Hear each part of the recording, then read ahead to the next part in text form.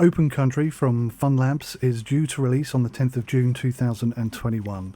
It's all about getting away from civilization and into the wilderness, living off the land and surviving by your wits and your crafting knowledge alone. Don't be conned by the arcadey look and feel of Open Country. This game is trying to kill you at every step. There are 4 maps and each is pretty huge, often mountainous and making traversing from A to B pretty difficult. Therefore, discovering shortcut routes can shave hours off of a journey and even save your life. But along the way, you will need to watch your footing and be very wary of wildlife. You'll also need to keep tabs on your body temperature, your hunger, your thirst, and ensure that you are resting enough. Resources gathered from the land will allow you to craft, hunt, forage, and fish, but make sure that you cook and consume your food in a timely manner, or else it will spoil. Water is essential to life, and your survival too, but clean running water is often hard to find. You might need to gather parasitic water and then boil it over the fire in order to purify it. There's a night and day cycle. Weather conditions and temperatures vary considerably from area to area, so shelter is a must. Open Country does a fantastic job of pitting you against nature. This game is tough, but I also discovered that the game has some significant balancing issues that could easily be fixed, and a number of bugs were present in the pre-release version that I've been playing. Now, this is a preview version of the game, and whilst I've seen some bugs be fixed, I hope that others will be fixed quickly or before release. So in the version that I've been playing, there was no 4K resolution option available. Instead, the max resolution was a strange resolution that I've never seen before. The game had some issues with screen dropping out of full screen, and I contacted the devs to see whether 4K would be available in the full release. I haven't heard back from them, so I don't know if it's going to be there. Despite the resolution issues, the game still looks pretty nice overall, and with the changing weather conditions and time of day, some of the lighting and moonlit rivers just look fantastic. I'd say the animal animations are acceptable, but they're not exactly breathtaking. This is sort of compounded by the odd animal glitches that you'll see with them floating and getting stuck on trees and stuff. These are all things that can be fixed in time, but the actual animal animations themselves, if you look at them up close, are pretty impressive. But a lot of work needs to be done in this area. As far as stability goes, the game seems absolutely fine. I'd say there were no significant issues on my GTX 1080 Ti. I was running a solid 60 FPS at 1080p. Actually, I was running at higher than 1080p. I was using this strange resolution for a lot of the time. Now, if they do unlock 4K and make that work, then I will definitely be jumping onto that. The game did crash once in the preview version, but obviously this is a beta, and there were a few game-breaking bugs that did cause me a few issues along the way. For example, retrieving contaminated water, but not drinking it still caused me to ingest parasites. That appears to be fixed now, and a lot of other bugs have been resolved as well, and I'm sure that the devs will continue crushing these issues as we move along. Other bugs did appear that may be there at the point of release. I'm going to mention them, but highlight that this was a pre-release version. Sometimes I was unable to pull my gun out. Sometimes I was unable to fire my gun despite having bullets in the chamber. There were lots of strange animal behaviours all over the place. Often they were quite funny. And there were some just general small glitchy type bugs, menus overlapping other menus and things like that. One thing I discovered is that the Open Save menu has the same button as the Delete Save Game option. And if you accidentally double tap that button like I did, you will accidentally delete your last game save. That also caused me a bit of a problem. Hopefully that's something that will change as well. Getting stuck in the game happens quite a lot in the version that I had, especially on logs. They seem to be the primary problem. Simply picking them up and putting them back down again seemed to fix that. However, putting things down on the ground or dropping items is a bit messy too. You'll see stuff bouncing and flinging about all over the place. You'll easily lose items by doing this, and sometimes once you've dropped them, you cannot pick them up again.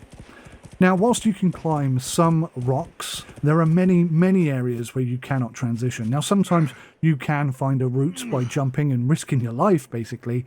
But the falling animation is absolutely dreadful, as are the injury animations. It just feels like they've put a shortcut here, or just haven't given it enough attention to detail.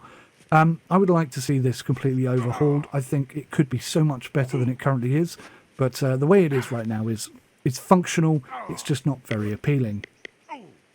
The one fatal crash that I had in the game was after falling down the side of a mountain and fracturing my leg. When I tried to heal myself, the game crashed.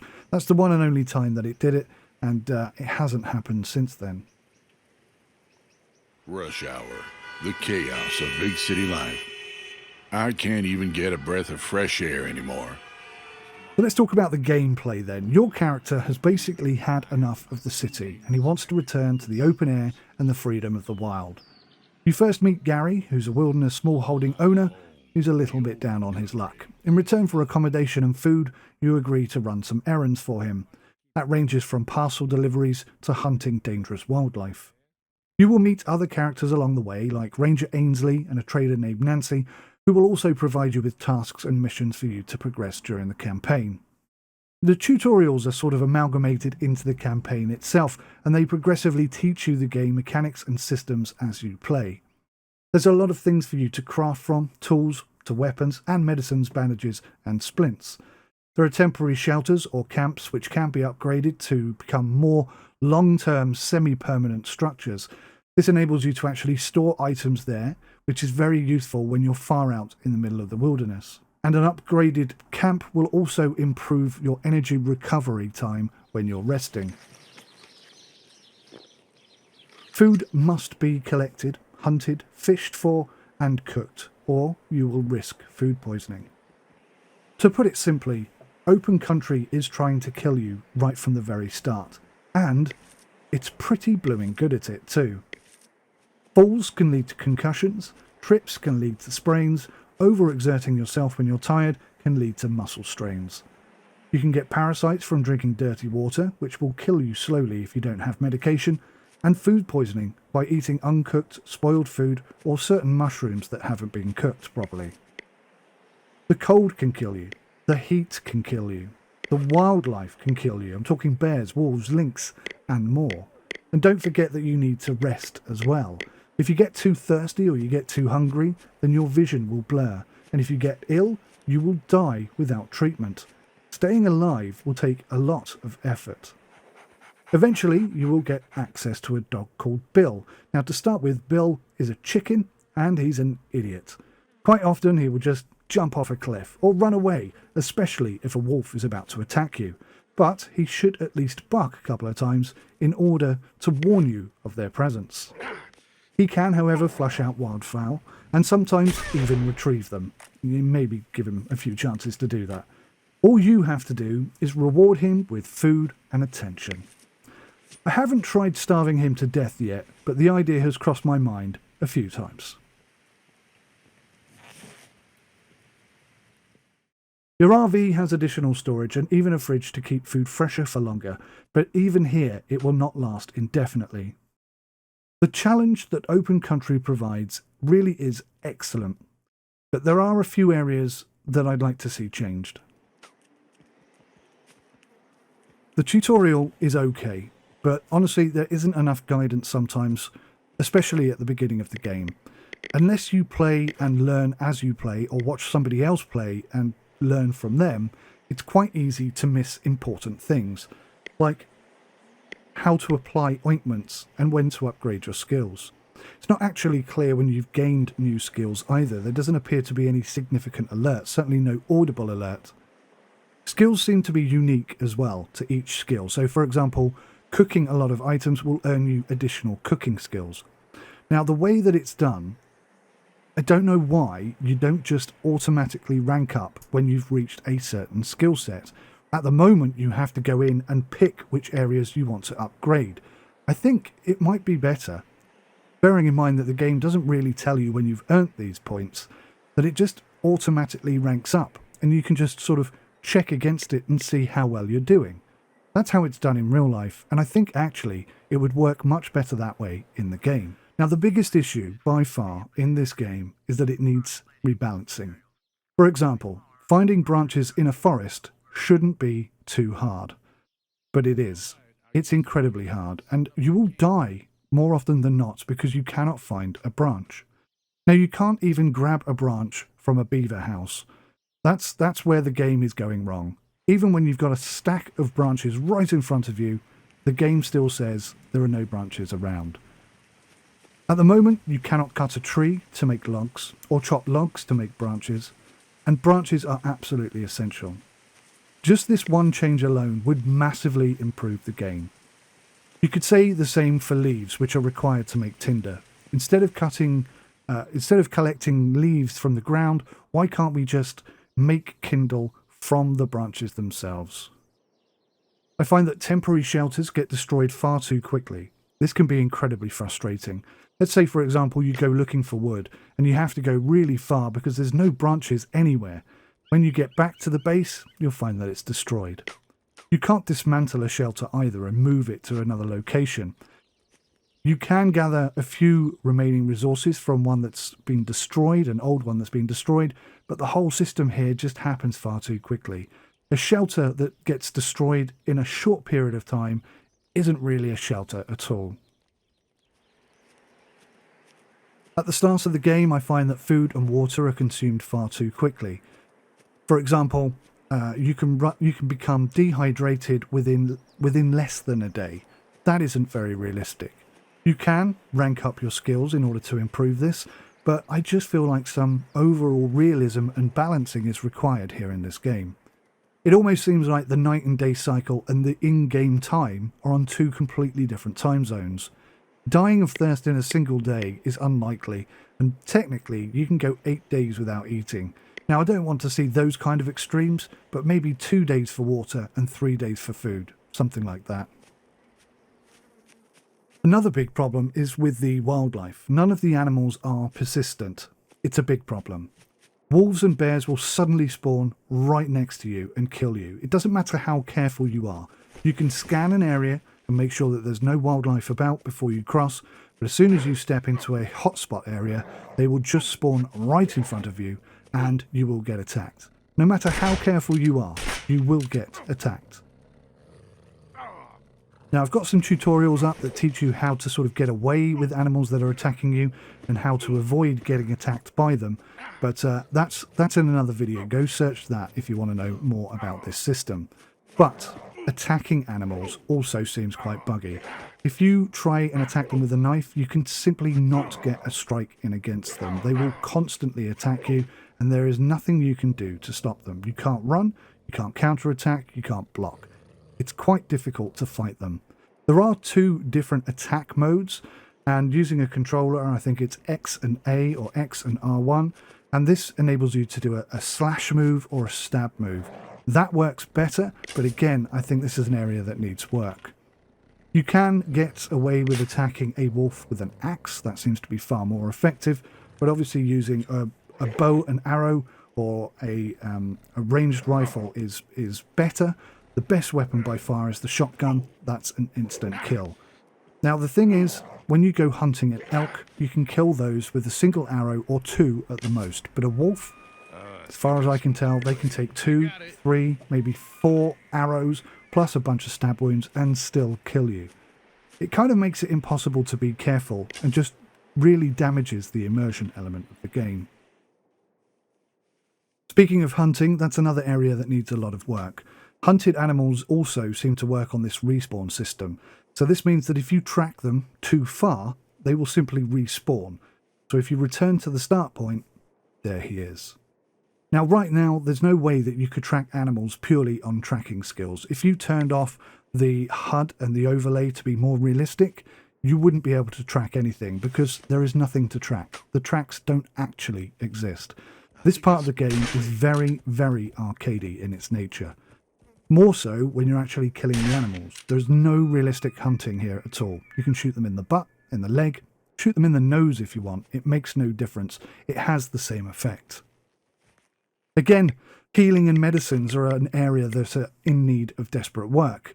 Medicines, for example, stomach medicine has one single application. Now, The stomach medicine will treat food poisoning and water parasites, but if you have contracted both poisoning and water parasites, taking a single dose is not enough. You would have to take 2 doses. And it's so hard to get together the necessary equipment to make 1 dose. Making 2 doses is a real pain in the backside. It's obviously much better to avoid drinking parasitic water or eating food that hasn't been cooked properly or has spoiled, but sometimes, especially in this preview version, the bugs meant that it was happening more than I could deal with. I'm also not a fan of the fact that open wounds can be healed immediately with 1 or 2 bandages, instead of requiring stitches. I'd much rather that blood loss continues, but slows down when you have a bandage on, but you still need to get back to camp or get to base or return to hospital. It would be much better if there was a hardcore mode where this was just dealt with in a more realistic manner. Again, coming back to the game balance issues, in my mind, the tools break far too quickly. Stone knives or bows and arrows only last for a few days, and knives especially are essential to making so many other aspects of the game. You cannot make tinder, you cannot cook food, there are so many things that require the knife, and they break without warning. Oh, I've got more meat here. I need to cook this really quick. We'll eat that meat. So our condition is pretty good. Oh, we can't... Oh, unbelievable. We can't cook the meat because we don't have a knife. That just seems absolutely ridiculous to me. Yes, there is a percentage marker in there, but you need to have some sort of information or feedback that a knife has been destroyed. I just think they get destroyed far too quickly. The game is already pretty nice and tough. Just keep things realistic and it will play fine. But if you make everything break too quickly, it just becomes grindy and unrealistic. Open Country, despite its many graphical issues, some poor game design choices in my opinion, and lack of realism in a number of areas, is actually a fantastic survival game. It has many of the features that I consider to be missing from other similar titles. One change alone, the ability to chop a tree down to make logs, to chop a log up to make branches, is all that really stands in the way of Open Country being a classic hit on release. Whether or not the devs will listen to this feedback and do something about it is another story.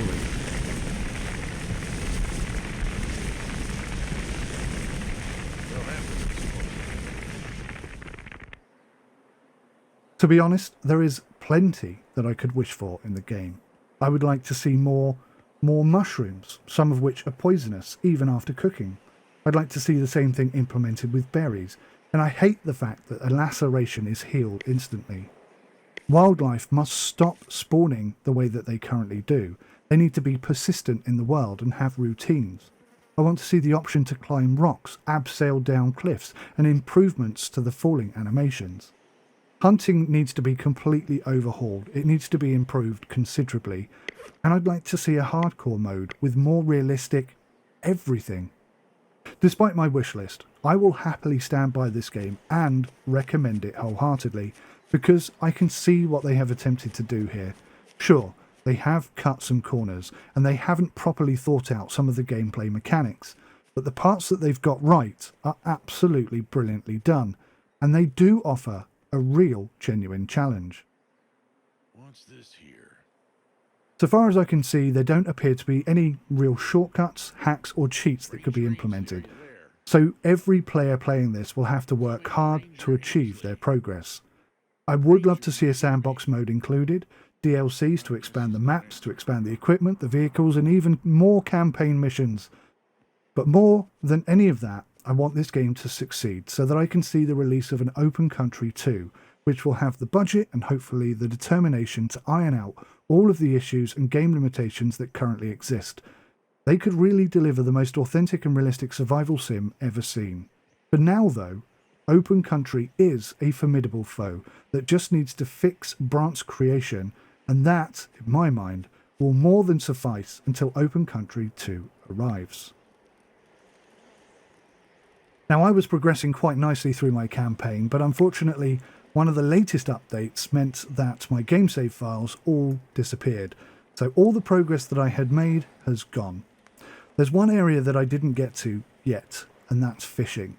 Now, I've seen the fishing mechanics, I've seen how fishing works, and it looks like fishing is going to be a real challenge, a real proper challenge.